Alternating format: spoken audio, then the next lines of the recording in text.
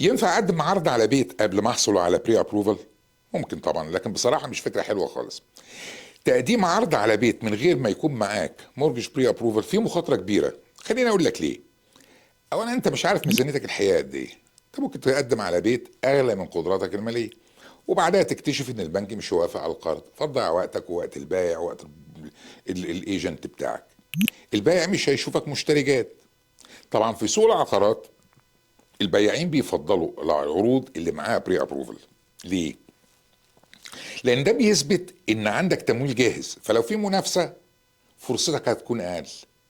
ممكن تخسر عربونك لو قدمت عرض واتقبل وبعدين البنك رفض تمويلك، ممكن تخسر الديبوزيت اللي انت دفعته، ممكن كمان الاجراءات تتاخر لانك لسه هتبدا اجراءات التمويل بعد ما تلاقي البيت. طيب، ده ممكن يخليك تفوت فرصه الشراء او تتاخر في انهاء الصفقه.